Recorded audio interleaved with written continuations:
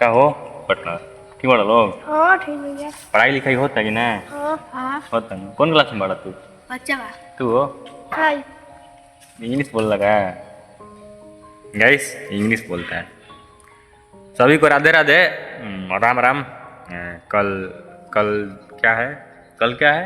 क्या चीज धनतेरस कल धनतेरस है और दिवाली क्या है परसों परसों। अच्छा